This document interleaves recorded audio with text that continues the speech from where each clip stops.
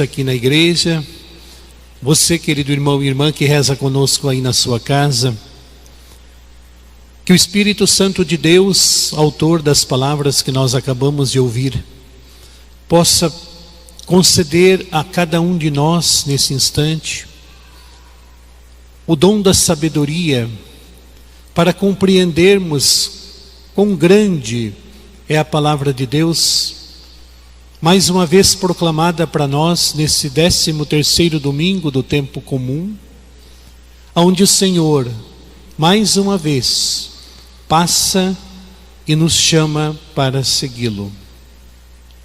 Faz uma diferença muito grande quando eu percebo essa voz constante que nunca cessa de me chamar e que eu, de forma muito especial, me disponibilizo para acolhê-la e ouvir o que o Senhor quer me dizer.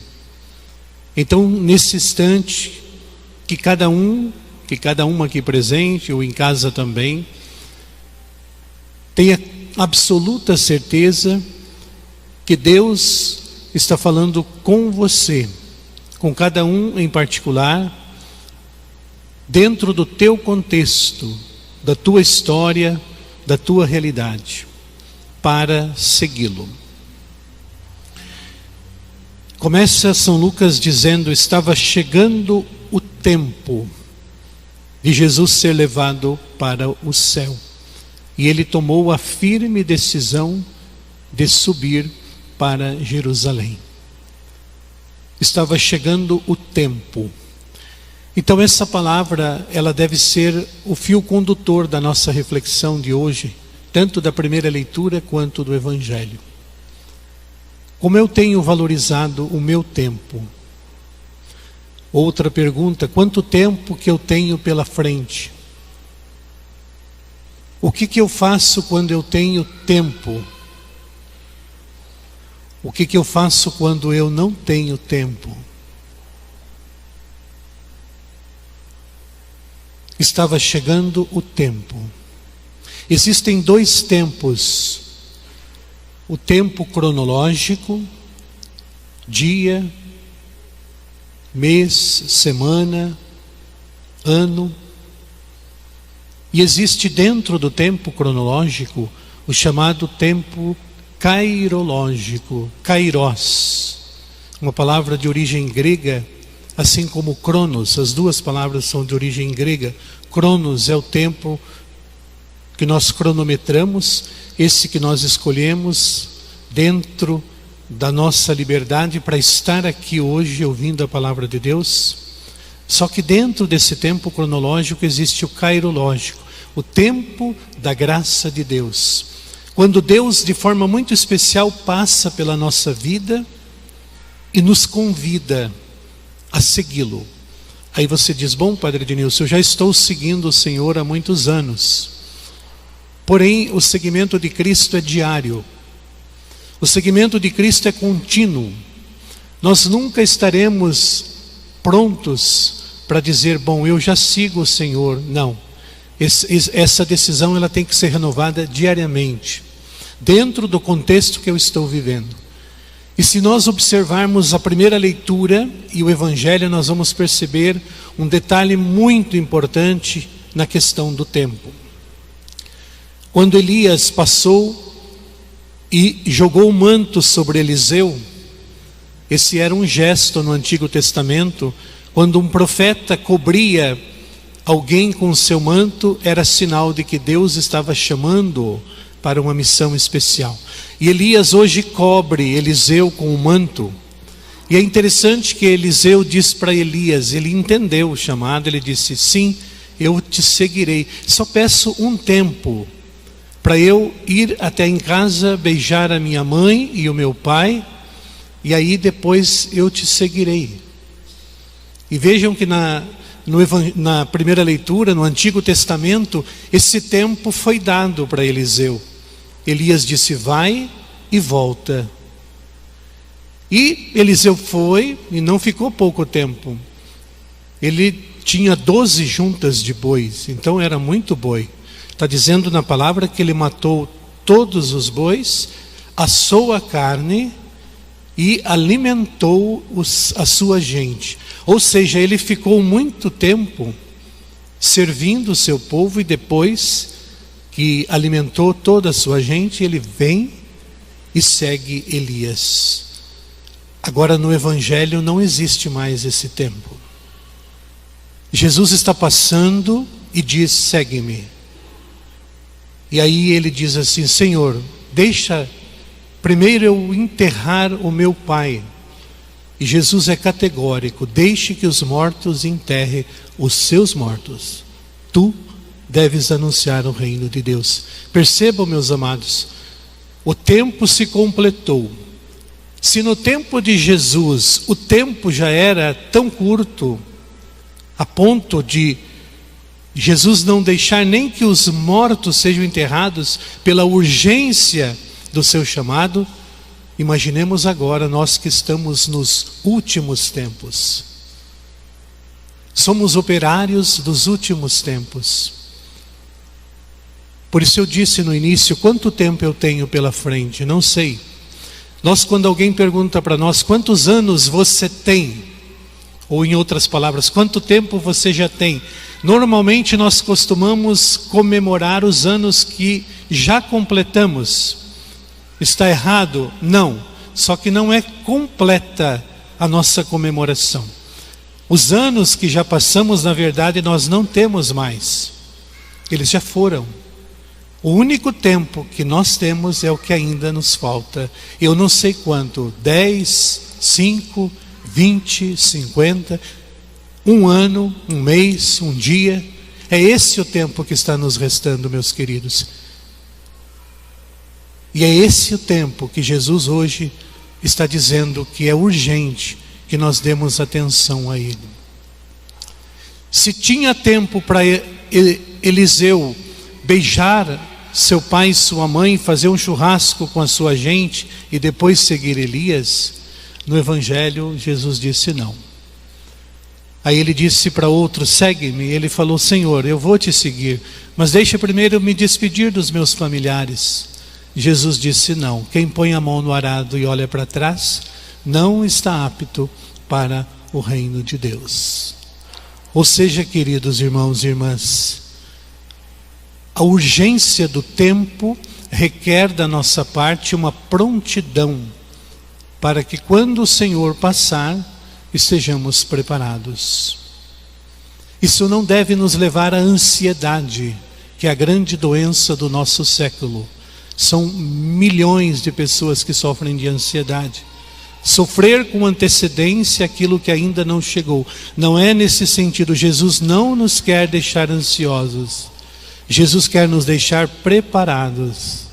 Porque quando Ele nos chamar, há dois chamados. Esse de hoje que nós estamos aqui, ouvindo a sua palavra. E tem um chamado que será o nosso último dia nessa terra. O chamado definitivo. E nós não poderemos prorrogar esse tempo. Quando nós estamos de bem com Deus, o tempo torna-se precioso e valioso e tem um significado absolutamente diferente de quando nós não estamos com Deus. O tempo nos assusta, nos amedronta, porque eu não sei quanto tempo eu tenho pela frente. Esse poder Deus não nos deixou, justamente para que nós não controlássemos. Está nas mãos do Senhor o nosso tempo. Por exemplo, quando você está torcendo pelo seu time de futebol e o seu time está ganhando, está 49 minutos do segundo tempo, você torce para que o seu time que está ganhando, nesse instante o árbitro apite o final do jogo ou continue o jogo? Seu time está ganhando. Você quer que o árbitro termine o jogo ou continue o jogo? Termine o jogo, não é? Agora vejam o contrário. Se o seu time está perdendo aos 49 do segundo tempo, o que você quer? Que o árbitro prorrogue, né? 50, 55, até que o seu time empate. Veja que é o mesmo fator tempo. Mas o estado em que eu me encontro faz toda a diferença. Quem está com Deus não se preocupa quando será. Ele está com Deus sempre. Quem vem à missa todo domingo não vai se preocupar com o tempo. Agora, quem não vem, quem não reza, o tempo assusta. Porque ele pode chegar, e ele falou que vai chegar, num tempo em que eu não estou imaginando que ele vai chegar. Isso requer da minha parte estar preparado. Então, queridos irmãos e irmãs, esta é a linha da nossa reflexão de hoje, valorizar o nosso tempo. E São Paulo disse na segunda leitura de hoje que há uma luta entre o tempo de Deus, o cairológico, que é o espírito, e o tempo cronológico do mundo, que é a carne. Por exemplo, com esse clima de hoje, muitas pessoas planejaram vir à missa. Até deram o primeiro passo, eles planejaram, só que não concretizaram. Porque o tempo do clima não contribuiu para o tempo cairológico. A pessoa deixou-se vencer pelo clima do tempo e perdeu o tempo de estar na presença do Senhor. Percebem? E para essa pessoa que não sabe quanto tempo que ela tem pela frente, se ela vai poder participar de mais uma missa hoje ou não, quantas missas eu terei possibilidade de participar antes de Deus me chamar? Então isso eu passo a valorizar mais o meu tempo. Quanto tempo que eu tenho dedicado para minha família? Às vezes a gente diz que nós não temos tempo. Mas será que realmente nós não temos tempo? Ou não administramos bem o nosso tempo? Para oração, alguns dizem que não tem tempo. Na verdade não é essa resposta. Não há tempo que não possa ser achado para quem ama de verdade o Senhor. São Padre Pio uma vez foi interrogado por uma mulher, porque se não todos sabem, mas Padre Pio, ele sempre rezou o rosário durante a sua vida, e não só um rosário, vários rosários. E uma senhora uma vez perguntou para ele: como que o senhor acha tempo? Eu fico admirada de que o senhor consiga, no meio de tantos trabalhos que o senhor tem, achar tempo para rezar o rosário. O Padre Pio olhou para ela e disse: eu também fico admirado de como a senhora não acha tempo para rezar o rosário. A mesma surpresa que a senhora tem por eu achar, eu também me surpreendo pela senhora não achar. Ou seja, oração, encontro com Deus, estar com a família, fazer o bem, é questão de amor, é questão de decisão, é questão de escolha. O que eu tenho escolhido dentro do tempo precioso que Deus me deu? A hora que esse tempo esgotar, existe um cronômetro para cada um de nós. Esse cronômetro, ele está sendo diminuído a cada instante. Por exemplo, quando nós chegamos aqui, ele estava numa quantidade, agora está menor e vai diminuir. A única coisa que Deus não nos deu é o poder de ver quanto tempo a gente tem. Isso requer da nossa parte uma decisão. Veja que Jesus começa hoje o Evangelho com isso. Jesus estava chegando o tempo dele voltar para o céu. É o que vai acontecer conosco um dia. Vai chegar o tempo de nós voltarmos para o céu. Quem quer ir para o céu, vai chegar o dia de você voltar e eu voltarmos para o céu. Aí o que Jesus faz? Toma a firme decisão de subir a Jerusalém. O que ia acontecer em Jerusalém? Ele morreria por nós. Então quer dizer, quando ele toma a consciência de que está chegando a hora dele voltar para o céu, ele fixa o seu olhar naquilo que é a razão pela qual ele veio neste mundo: morrer para a nossa salvação. Então, meus queridos irmãos e irmãs, em Cristo. Vamos dar mais valor para o nosso tempo? Você sabe aonde você pode melhorar o seu tempo. Quando você ocupa bem o seu tempo, quando você termina alguma coisa, você se sente tão bem, não precisa ninguém ver o que você fez. Mas interiormente a sua consciência te faz se sentir bem porque você aproveitou seu tempo. Agora, quando eu desperdiço o meu tempo, eu me sinto envergonhado diante de mim mesmo de ver que eu consegui jogar fora um tempo tão precioso com coisas que não mereciam isso.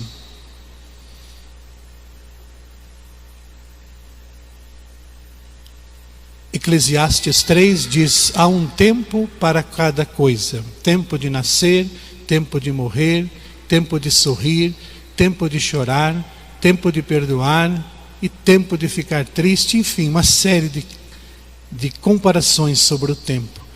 Mas também define: vai chegar um tempo que não haverá mais tempo. Então hoje nós estamos ainda no tempo e deu tempo da gente vir na missa. Que bom. Está dando tempo de eu refletir sobre o tempo que ainda me resta, que eu não sei quanto tempo eu tenho. Mas eu posso planejar melhor a minha vida. Vamos reestruturar melhor o nosso tempo. Vamos colocar aquilo que merece dentro do nosso tempo. Para que quando o noivo, quando Deus, quando o Senhor voltar, passar por mim, eu esteja preparado.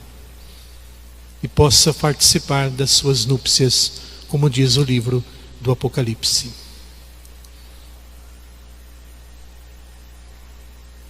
Que o Espírito Santo de Deus, que iluminou essas palavras, naquele tempo. Se você percebe, sempre o Evangelho começa assim: naquele tempo.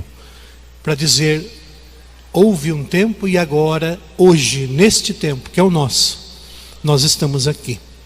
Aproveitemos bem. Hoje é domingo. Alguns anos atrás o domingo era respeitado como dia do Senhor. Hoje, infelizmente, não. Hoje a gente não tem mais diferença nenhuma. Tudo funciona quase que normalmente, como se fosse um dia de semana. O Senhor não está tendo tempo mais para muita gente. O tempo de Deus era definido antes como um dia especial. Os feriados santos respeitados. Hoje está tudo normal. Eu tenho que cuidar para eu não entrar nesse ritmo do mundo. Senão, meus queridos, estarei perdendo tempo nesta vida. Que Deus, que está fora do tempo, na eternidade, nos ajude a valorizarmos o nosso tempo. Para não prolongar muito tempo, concluímos a nossa reflexão.